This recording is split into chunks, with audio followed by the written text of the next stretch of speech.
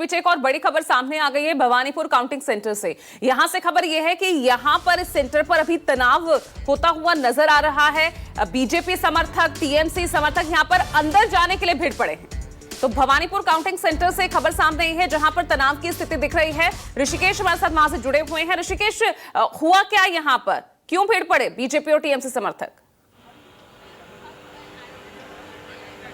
देखिए, भारतीय जनता पार्टी के कार्यकर्ताओं पर तृणमूल के कार्यकर्ताओं ने आरोप लगाया कि उनके कार्यकर्ताओं को पेन और डायरी लेकर बगैर कोई आई कार्ड के अंदर जाने की अनुमति दी गई है और उसको लेकर विवाद हुआ है। उसके बाद बीजेपी के कार्यकर्ताओं ने अपनी सफाई दी और ये तस्वीरें आप देखिए कि जब ये बवाल शुरू हुआ उसके बाद यहाँ पे सुरक्षा व्यवस्था जो बाहर था उसको और ज़्यादा कड़ा कर दिया है।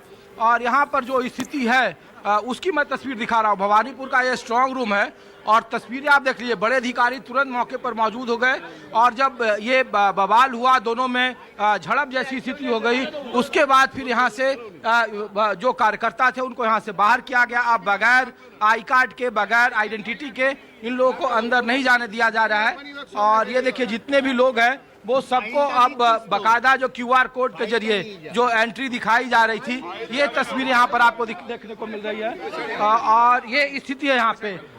ये सारे लोग हैं। आप लोग कौन से पार्टी के हैं? बीजेपी के। और ये आरोप है तृणमूल कार्यकर्ताओं ने भारतीय जनता पार्टी के कार्यकर्ताओं पर आरोप लगाया कि उनके लोगों को पेन और डायरी के साथ बगैर कोई जो QR कोड है जिसके जरिए एंट्री है उन्हें जाने देने की अनुमति दी गई है। उसके बाद दोनों आमने सामने हो गए और फिर ये स्थिति यहाँ पे खराब हो गई है।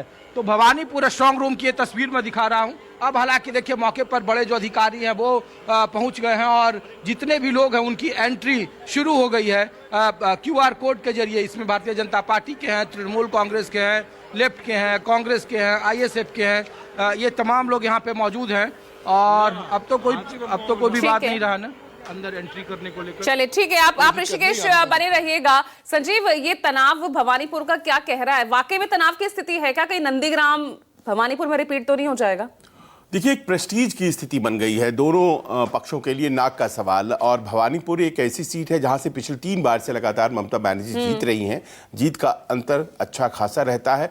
पिछली दफा उन्होंने एक प्रयास किया, अपनी जो कॉन्स्टिट्यूएंसी है उसे छोड़ करके वो चली गई लड़ने के लिए नंदीग्राम। और वहां जाकर के उन्होंने सोचा कि शुभेंदु अधिकारी जो उनके लेफ्टिनेंट हुआ करते थे, एक ज़माना था जो उनके पास 30 से ज़्यादा मंत्रालय अकेले हुआ करते थे, 30 से ज़्यादा विभाग अकेले हुआ करते थे, माफ़ करें। तो ऐसे व्यक्ति से चोट खा करके उन्हें जो आघात लगा था उसका उन्होंने एक तरह से बदला लेने की कोशिश की थी। लेकिन भवानीपुर उनका अपना टर्फ है। वो एक ऐसी जगह है जहां कालीघाट स्थित है, जहां पर वो हमेशा रही हैं, पली बढ़ी हैं और आज भी उसी इलाके में रहती हैं। लेकिन शुभेंदु अधिकारी के आने से कुछ फाइट टफ हुई है या पारंपरिक वोट बैंक है ममता के साथ? नहीं, ये बात नहीं है कि केवल पारंपरिक वोट बैंक ही है। वहाँ पर सेटलर्स और माइग्रेंट्स का एक बड़ा हिस्सा है, एक बड़ा इलाका है। और ये जो लोग बाहर से आकर के बंगाल में बसे हैं, ये भारतीय जनता पार्टी के ज़्यादा करीब बताए जाते हैं। इसीलिए वहाँ पर बड़ी सोची समझी रणनीति के तहत पहुँचे हैं। और इस तरह से रणनीति तो दोनों ही तरफ बहुत सोची समझी इस बार दिखी है, लेकिन कामयाब कौन होगा ये देखना होगा। और बड़ी खबर आपको बता दें, मतगणना से पहले भवानीपुर से बड़ी खबर, जहां हंगामे की खबर आ रही है। बीजेपी और टीएमसी कार्यकर्ताओं में बहस हुई है। तो भवानीपुर से ये बड़ी खबर, बीजेपी और टीएमसी के कार्यकर्ताओं में बहस की खबर है। हंगामा यहां हुआ है भवानीपुर काउंटिंग सेंटर। मतगणना से पहले ये बड़ी खबर। सीधा हम ऋषिकेश के पास चल रहे हैं, हमारे साथ भवानीपुर से जुड़े हुए हैं क्योंकि यहां से तनाव की खबरें, झड़प की खबर टीएमसी और बीजेपी कार्यकर्ताओं के पास से। दिखाइए तस्वीर ऋषिकेश, हुआ क्या यहां पर और अभी क्या स्थिति बनी हुई है?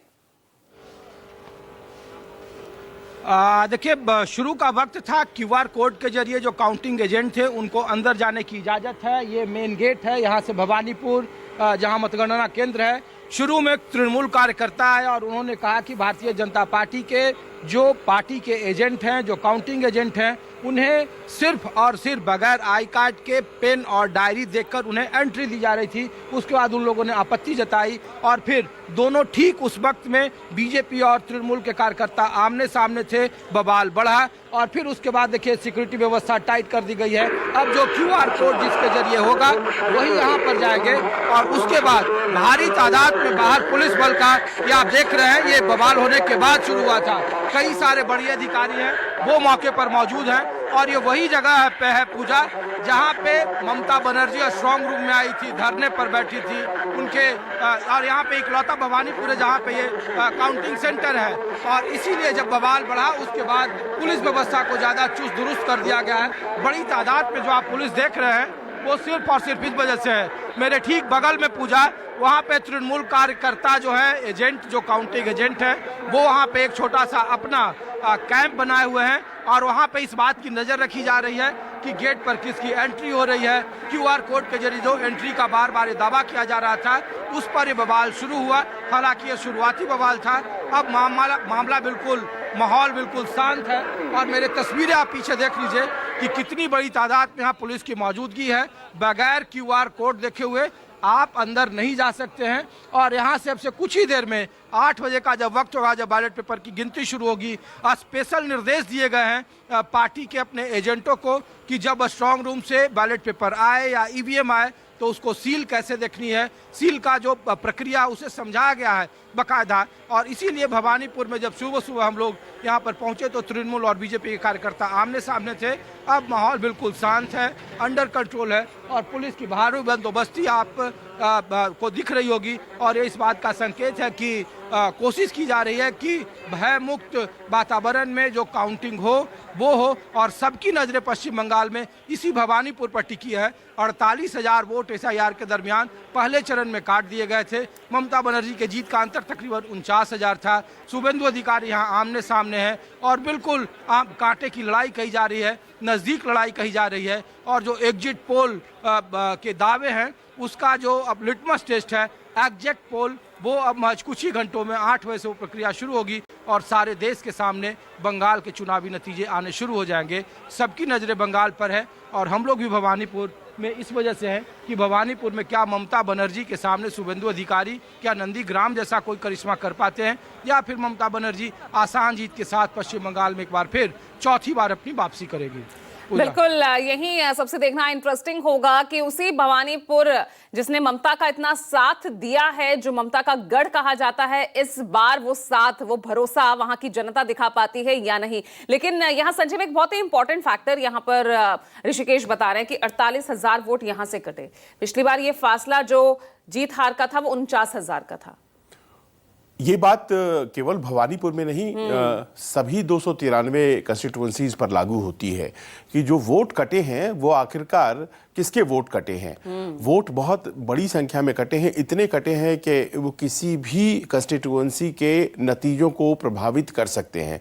लेकिन वोट अगर मान लीजिए कि कटे हैं तो वो इस हिसाब से तो कटे नहीं हैं थियोरेटिकली कि वो इस पार्टी को ज़्यादा, इस पार्टी को कम। हालांकि ये कहा जा रहा है कि ज़्यादा मुस्लिम्स के वोट कट गए हैं, पर हमें ये देखना पड़ेगा कि ये प्ले आउट कैसे करता है, क्योंकि जितनी भी बातें अभी तक हैं वो कयासों के दायरे में है, पूजा अटकलों के दायरे में है।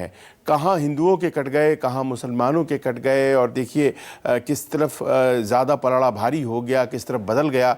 ये बातें अभी भी सब कुछ कयासों के दायरे में है। और इस बार तो देखिए जैसे कि बहुत से इलाकों में पाया यह गया है मथुरा समुदाय के वोट कट गए हैं, हिंदू समुदाय के भी वोट बहुत से कट गए हैं। तो ये देखना पड़ेगा कि आखिरकार इतने वोट जो कटे हैं SIR और उसके बाद फिर लॉजिकल डिस्क्रिपेंसी के सवाल पर 27-28 लाख लोग तो वोट कर ही नहीं पाए।